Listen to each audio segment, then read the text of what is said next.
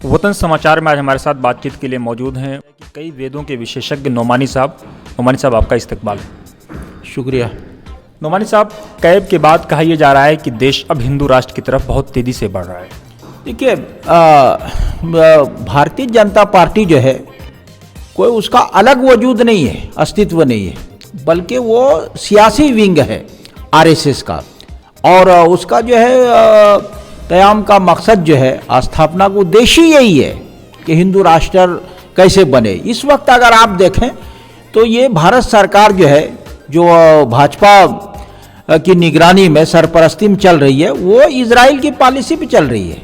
Israel की policy ये है कि दुनिया में कहीं भी जो यहूदी है वो सब जो है इसराइल में आके बसें, और जो है जो गैर कानूनी बस्तियां जो बसाने की जो आप खबरें सुनते हैं वो सब इसी तनाजुर में है। तो यहाँ भारत में जिनको आप हिंदुत्ववादी कहते हैं, उनके वो जो है हमेशा जो है गुलाम मानसिकता के लोग रहे हैं।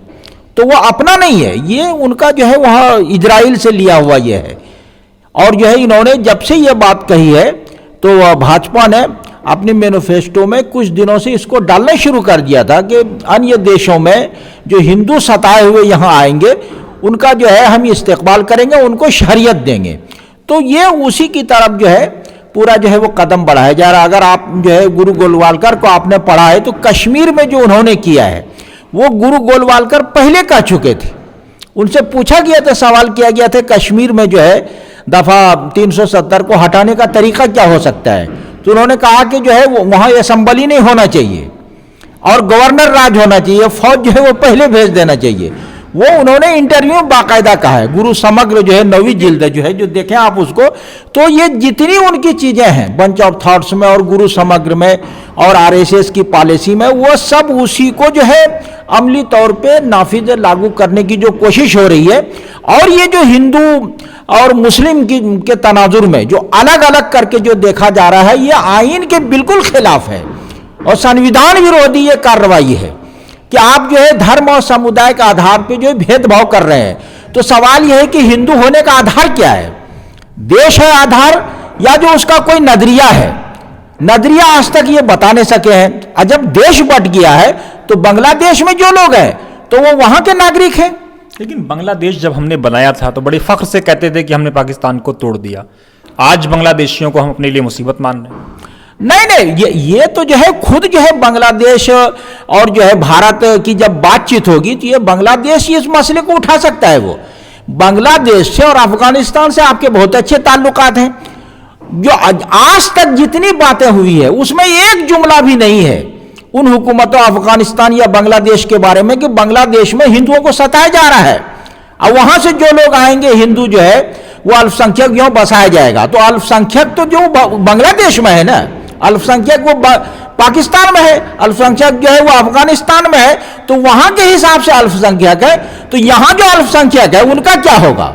और जो है जो म्यांमार से आए हैं, अमित शाह जो है इतने जो बेखबर आदमी है तारीख से, सियासत से, लेकिन वो इत्तेफाक से आ गए हैं सियासत में। जो है खुद जो है एक चैनल का आदमी पूछ रहा है कि म्यांमार से जो लोग आए हैं तो वो भी तो सताए हुए हैं, तो उनको क्यों नहीं रखते हैं? वो कह रहे हैं वो इस्लामी देश है, इस्लामी देशों में मुसलमानों को सताने का क्या मतलब है? 3 बार उस बंदे ने कहा और 3 बार वो कहा इस्लामी देश है। इतने बड़े जो है वो बेखबर आदमी कि म्यांमार को भी इस्लामी देश बता रहा है। जो रोहिंग्या तो म्यांमार से आए हैं ना, वो पाकिस्तान, बांग्लादेश, अफगानिस्तान से थोड़ी आए हैं। नोमानी साहब, पिछले कुछ दिनों में जिस तरह से मुस्लिम संगठनों और आरएसएस के बीच में करीबियां देखने को मिली थी, उसके बाद माना यह जा रहा था कि शायद आरएसएस न्यूट्रल हो रहा है। नहीं, देखिए वो तो मैंने आर्टिकल में लिखा और जो है मैंने मोहन भागवत के हवाले से बात की है। मेरे पास 3 किताबें देखिए मोहन भागवत की रखी हुई है, एक नई किताब अब आई है ये। तो आप जो है इस तनाजुर में देखिए, मोहन भागवत ने कहा दिया था कि जो हमारा जो मूल मुद्दा है उसमें कोई तब्दीली नहीं होगी। और जो इन लोगों ने जो बात की तो वो एक जो है वो मौलाना अरशद साहब ने बहुत सही है कहा कि आप बाहर आके कहिए कि हिंदू मुस्लिम दोनों के बीच में जो है सांप्रदायिक सौहार्द हो और जो है वो इत्तेहाद हो, लेकिन उन्होंने आके नहीं कहा। इसका मतलब मुस्लिम संगठनों को आरएसएस इस्तेमाल करने में कामयाब हो गया? नहीं, कामयाब नहीं हुई है। जो जहां पर थी वहीं थी वो। लेकिन यह है कि ये बातचीत आप करेंगे तो आप ये मैसेज देने में कामयाब हो सकते हैं कि देखिए हमने तो कोशिश की, अगर आप बात न करते तो आपको वो कट्टरपंथी बता देते। इसलिए जो है आपकी तरफ से बात हो लेकिन मुद्दों पर हो और उनसे सवालात हो। मेरे हिसाब से जो है अभी किसी मुस्लिम संगठन ने, ये लीडर ने आरएसएस से जो है बुनियादी सवाल नहीं उठाया है राष्ट्र को लेके और जो है नजरिए को, लेकिन जो वो जानते ही नहीं जो है आरएसएस को जो है उसकी मैथोलॉजी को, नजरिए को, वो चले जाते अखबार में पढ़ते, सीधे सीधे चले जाते। उनकी चीजों को जो है समझना जरूरी है, सावरकर को समझना जरूरी है, गुरु गोलवालकर को, हेडगेवार को समझना जरूरी है कि उनका नजरिया क्या है, क्या वो उन नजरिया से वो अलग हो सकते हैं आरएसएस और बीजेपी के लोग। बीजेपी का कोई वजूद नहीं है, आपको ये समझना चाहिए।